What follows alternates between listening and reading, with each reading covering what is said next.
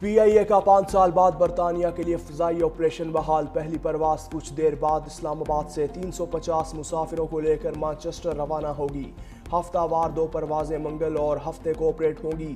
وزیر دفاع خواجہ آصف نے برطانیہ کے لیے فلائٹ آپریشن بحالی کا افتتاح کیا۔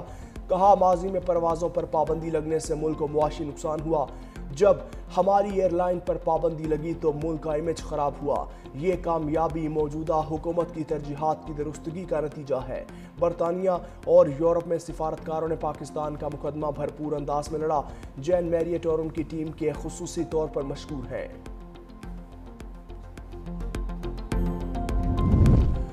بلوچستان میں دہشت گردی پھر سر اٹھا رہی ہے۔ 2018 میں دہشت گردی کا مکمل خاتمہ ہو چکا تھا۔ وزیر اعظم شہباز شریف کا بلوچستان ورکشاپ سے خطاب۔ کہا صوبے کی جغرافیائی ساخت ترقی کے سفر میں چیلنج بن گئی۔ افسوس بلوچستان کی دولت آج بھی زمین میں دفن ہے۔ بلوچستان میں ترقی پاکستان کی خوشحالی سے جڑی ہے۔ بلوچ رہنماؤں نے رضاکارانہ طور پر پاکستان سے الحاق کیا۔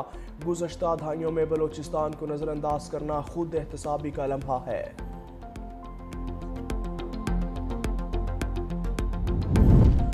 مریم نواز کا ایئر پنجاب کو جلد از جلد فنکشنل کرنے کا حکم۔ ایئر پنجاب کے فیز 1 کے لیے کارروائی جلد مکمل کرنے کی ہدایت۔ وزیر اعلیٰ مریم نواز شریف کے زیر صدارت اجلاس میں ایئر پنجاب پروجیکٹ پر پیش رفت کا جائزہ۔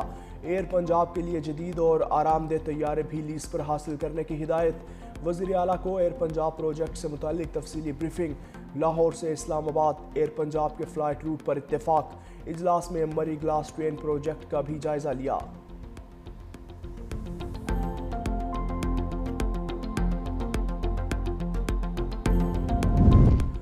پاک افغان مذاکرات کا دوسرا دور آج استنبول میں ہوگا۔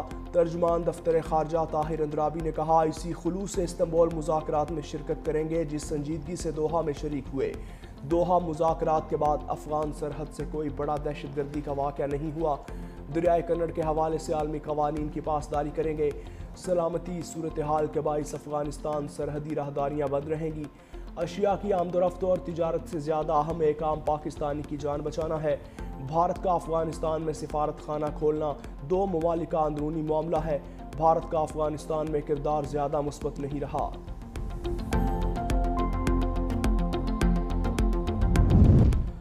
پاک افغان کشیدگی دونوں ممالک کی سرحدیں 14ویں روز بھی بند رہیں۔ چمن اور تورخم بارڈر پر ہر قسم کی تجارت اور پیدل آمد و رفت معطل۔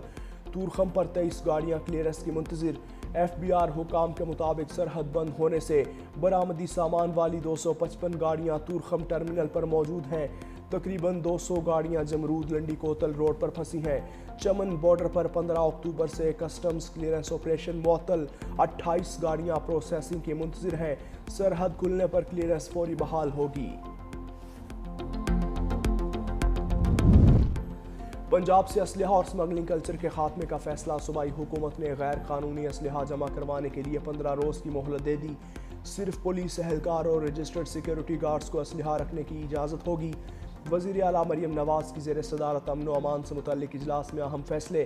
پنجاب کے 14 اہم داخلی اور خارجی مقامات پر جدید اسلحہ سکینرز نصب کیے جائیں گے۔ 10 لاکھ لائسنس یافتہ اسلحے کی اثر نو جانچ پڑتال اور سخت سکروٹنی ہوگی۔ Punjab surrender of illegal arms act 2025 متعارف کروایا جائے گا۔ اسلحہ سمگلنگ کی سزا 14 سال قید ہوگی۔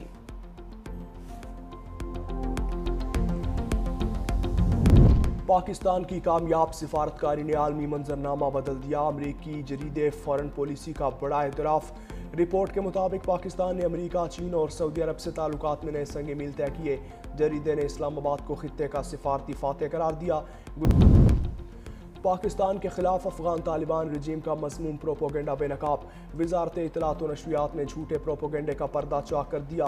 بھارت اور افغان طالبان سے جڑے سوشل میڈیا اکاؤنٹس پاکستان کے خلاف گمراہ کن پروپیگنڈے میں مصروف۔ چمن اجتماع کی پرانی ویڈیوز کو پھیلانا شروع کر دیا۔ سوشل میڈیا پر پھیلائی جانے والی ویڈیوز دسمبر 2022 میں چمن اجتماع کی ہے۔ جھوٹا بیانیہ، من گھڑت خبریں اور جعلی تصاویر طالبان رجیم کے منظم پروپیگنڈا مہم کا حصہ ہے۔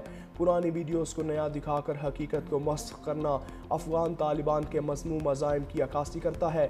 بھارت پاکستان دشمن سازشوں میں افغان پروپیگنڈا مشین کا سب سے بڑا سہولت کار ہے۔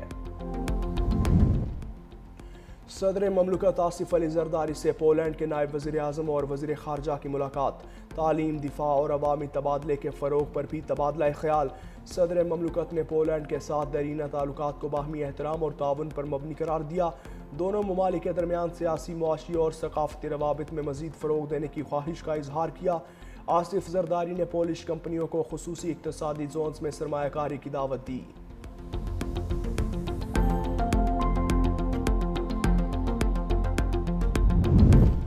آزاد کشمیر کی حکومت سازی کے حوالے سے بڑی پیش رفت۔ ذرائع کے مطابق وزیر اعظم شہباز شریف نے نون لیگ اور پیپلز پارٹی کی مشترکہ کمیٹی تجویز کر دی۔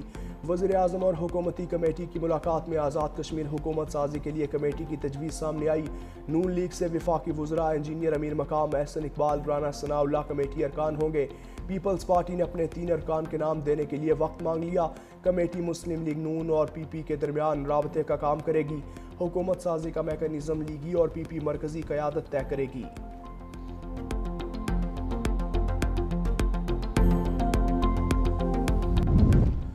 پیپلز پارٹی آزاد کشمیر کی پارلیمانی پارٹی کا آج اجلاس ہوگا۔ اجلاس شام 7 بجے ایوان صدر میں صدر زرداری کی زیر صدارت ہوگا۔ ذرائع کے مطابق اجلاس ملتوی ہونے کی وجہ چیئرمین بلاول بھٹو زرداری کی خصوصی شرکت بتائی جا رہی ہے۔ صدر چودھری یاسین کی سربراہی میں آزاد کشمیر کی قیادت شریک ہوگی۔ فریال تالپور، چودھری ریاض اور دیگر رہنماؤں کی بھی شرکت متوقع۔ ذرائع کے مطابق اجلاس میں آزاد حکومت کے ساتھ تعلقات اور آئندہ سیاسی حکمت عملی پر اہم فیصلے متوقع۔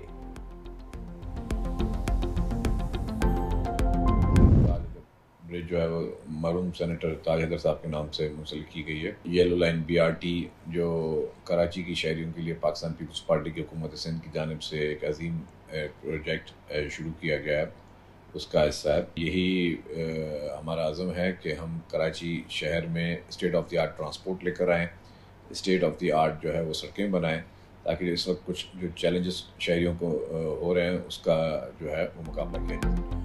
محکمہ ٹرانسپورٹ نے سینیٹر تاج حیدر برج کو چیئرمین بلاول بھٹو کے ویژن کے تحت تیار کیا۔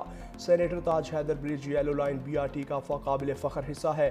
سینئر وزیر سندھ شرجیل میمن نے کہا کہ سینیٹر تاج حیدر پل پر پبلک ٹرانسپورٹ اور سائیکل سواروں کے لیے الگ الگ ٹریکس ہیں۔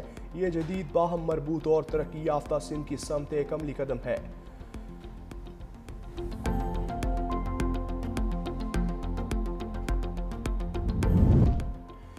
PDM میں پنجاب نے صوبے کے سیلاب سے متاثرہ 27 اضلاع کی 72 تحصیلوں کو آفت زدہ قرار دے دیا۔ ترجمان کے مطابق 50 سے زائد متاثرہ موضع جات کو بھی آفت زدہ قرار دیا گیا۔ نوٹیفیکیشن جاری۔ ضلعی انتظامیہ کو بحالی اور امدادی سرگرمیاں تیز کرنے کی ہدایت۔ آفت زدہ علاقوں میں رواں خریف سیزن لینڈ ریونیو اور آبیانہ وصول نہیں کیا جائے گا۔ DG عرفان علی کاٹھیا نے کہا اب تک 1,02,000 سیلاب متاثرین کے بینک اکاؤنٹس کھولے جا چکے۔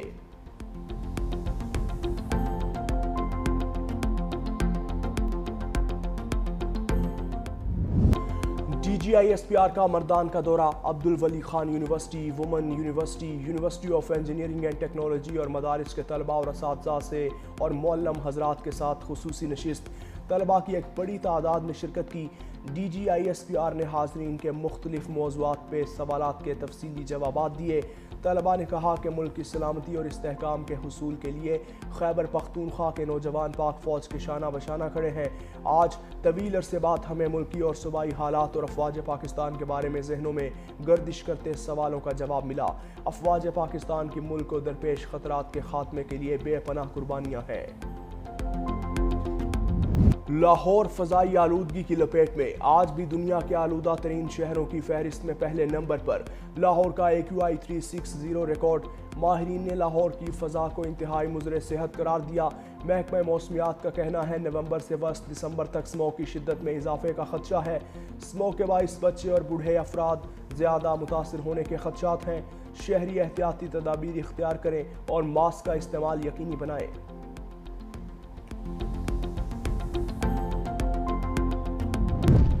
SP عدیل اکبر کی خودکشی، تحقیقات میں پیش رفت۔ ذرائع کے مطابق عدیل اکبر نے گزشتہ دنوں 2 مرتبہ ماہر نفسیات سے رجوع کیا۔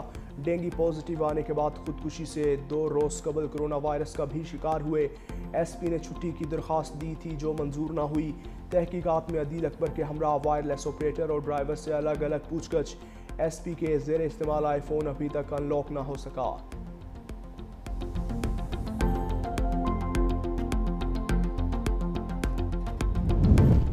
قومی کرکٹر سہیب مقصود کی گاڑی مل گئی۔ سی پی او ملتان کے مطابق سہیب مقصود کی گاڑی فراڈ اور دھوکہ دہی سے ہتھیائی گئی تھی۔ گاڑی لاہور سے ریکور کی گئی جس کی مالیت تقریباً 1,40,00,000 روپے ہے۔ سہیب مقصود کا پولیس کی کارروائی اور تفتیش پر مکمل اطمینان کا اظہار۔